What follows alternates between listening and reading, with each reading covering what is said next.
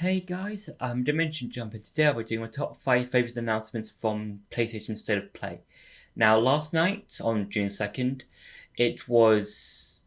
We were basically shown PlayStation's State of Play, and it was alright. I quite liked it. Although I think there were some announcements that I did like that came out of it, and yeah, this video is going to be me talking about some of my favorite announcements that were shown off at the State of Play and just talk about my thoughts about them. So yeah, so for number 5 is Insomniac's Wolverine. Now this game was the main focus, or well, ish, in the sense that it was the first game to be shown off at the State of Play. I think even Insomniac said in a statement saying that we're going to be showing off some more of the game early on. And this game looks really, really cool. I think this being like a big sort of like round the world globe trotting trip, and Logan, aka Wolverine, is trying to find mutants, or trying to rescue mutants before they sold off to the main villains and stuff like that. Is probably going to be an interesting story to see how the story revolves around Logan. I'm just going to call him Wolverine. Of how Wolverine is going to find the mutants and try and save them and stuff like that. And yeah, and also in the trailer we saw Jean Grey. I think that's quite cool. And yeah, and it's going to be. I think it's going to be really cool to see like how, because Insomniacs made the Spider-Man games with Spider-Man 1, Spider-Man Miles Morales, Spider-Man 2. Those games are really cool, and the combat feels very much like Spider-Man. And with the upcoming Wolverine game, which is coming out in September, that looks so much like Wolverine in terms of the gameplay, the combat, the suit as well. That looks really cool, and I've only seen Wolverine through the movies, like with Hugh Jackman. So yeah, that looks really cool when it comes to the combat in the game. And yeah, I think it's going to be really cool just to suit up in all the different suits, whether that's the game suit, any one from the comics, like the patch suit. I've seen. I saw that one in the latest trailer, I believe, and I think it was also used in a throwaway scene in Deadpool and Wolverine. And yeah, I think it's going to be really cool just to see like how we see Wolverine move in the game, and when it comes to his abilities and his moves as a whole. So yeah, for number 4 is Marvel Tokon. I hope I'm pronouncing that word right. Fighting Souls. Now this game is a sort of like arcade styled game. If it's kind of similar if you've played games like the Persona fighting game, Persona for Arena or Persona for Arena Ultimax, in that you're playing as two different characters and you're fighting in this like small arena type area. But in Fighting Souls, you can have multiple other characters coming in from the side lines and just helping you a bit. So you've got like I think in the trailer we got like characters like Magneto, Iron Man, the Green Goblin, Spider-Man, Carnage, and some other characters. I think Storm as well, and that looks cool. I think the game looks cool, and you've got like all these different characters using their own moves. Like Spider-Man, he's got his webs. Iron Man, he's got his repulsor rays. Storm, she can control the elements. The Green Goblin as well, he can throw his pumpkin bombs and stuff. And it looks really, really cool. I think it's going to be one of those games that's going to keep having heroes similar to Marvel Rivals, in the sense that we're probably going to be seeing a lot more heroes in the future, maybe being added to the game as well, something like that. So yeah, and as a whole, it looks really cool to play, or when it comes out. So yeah, for number 3 is Control Resonant.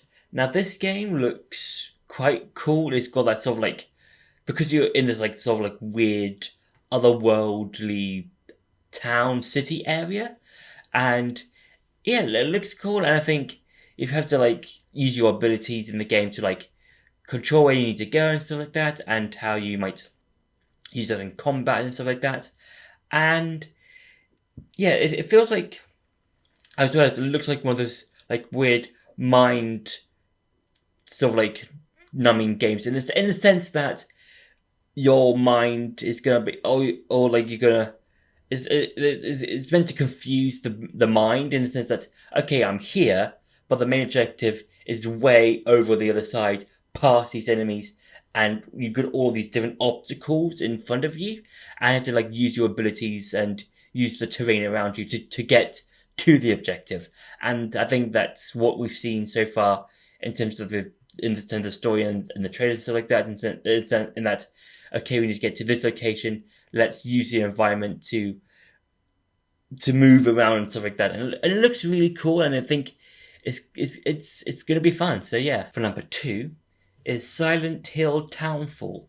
Now this game looks eerily cool in that you're in this sort of like small town area, and you are just wandering about trying to find someone. I believe it's the person that you're trying to find is called Eve, I believe, or something. I think it's Eve, and it looks really cool and eerie because it's similar to a lot of from what I've seen from clips and stuff, like from the other Silent Hill games, in that it's got that big ominous fog that's just covering the entire area, and you don't know what's going to be on the other side of that fog until you walk forwards.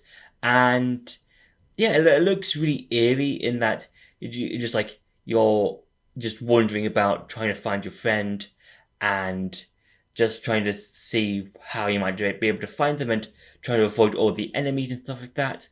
And yeah, and I think this is going to be probably up there for maybe Game of the Year contender. Maybe we'll have to see when the game comes out. But also, this could be also up there for maybe best horror game. Maybe again, we have to see until the game comes out. We don't we won't know until the game fully comes out. So yeah. And for number 1 is God of War Laufey. Now, with this game, it looks really, really cool and fun because like when I first saw when I heard the theme at the end of this state of play, I got really excited because God of War the series is really, really cool in that how we see the progression of Kratos, like in the very early games, where he wants to get his revenge on the Greek gods, and then in God of War 2018 and Ragnarok, he starts to become not the Kratos he was in those original games. And now we're getting to see the spin-off where we get to see, we get to play as his wife Faye, and just getting to see where she ended up after after a funeral at the start of the 2018 game. And yeah, the place where we see Faye in, the Everywhere, it looks really cool because it's basically this sort of like big combination of different mythology. So we've got, the Egyptians mythology, we've got a bit of Norse, we've got a bit of Mongolian mythologies, and yeah, and it looks really cool just seeing all of these like different religions, these different like there's different Greek, Greek gods and ones from Egypt and stuff like that. It's in this one place. That's where I'm trying to get with that point. And yeah, it looks really cool. And I think because Faye was a sort of a mysterious character in the first game in 2018, and then we got to see a lot more of her in Ragnarok, but only mainly in flashbacks.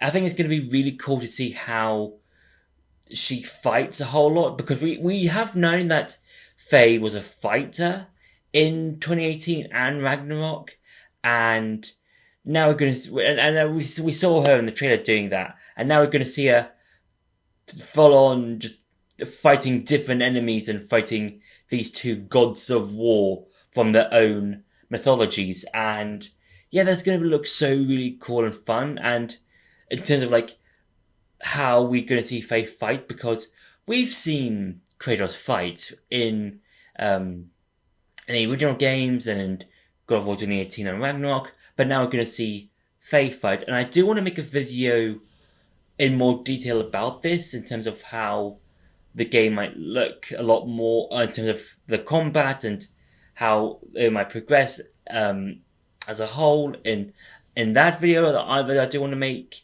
in the next few weeks or so. I'm not 100% sure when I'm going to make it, but I do want to make a video on this game in terms of how it's going to look, how it's going to form together, and how it might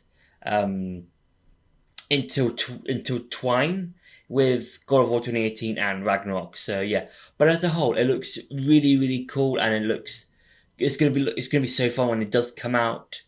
And yeah, and I do like how graphically it looks so beautiful and gorgeous when compared to God of War 2018 and Ragnarok. Even though those two games are really graphically really really cool and good looking and looks awesome, I think with God of War Laufey it looks it's basically a step above those two games in the sense of how it runs and how basically mainly how it runs graphically. And even though mainly because I think it's just going to be just be released for the PS5, and the other two games were released for the PS4. Well, mainly for PS4, the original game, and for Ragnarok it got a PS4 and a PS5 release. But as a whole, God of War Laufey looks so cool and so beautiful in its graphics, and it looks so cool to look and play as Fate. And I'm just gonna make an entire video on the game sometime in the future. So yeah, so that's been my top 5 favorite announcements from the PlayStation State of Play. I hope you enjoyed this video. Don't forget to like, share, and subscribe. And until the next video.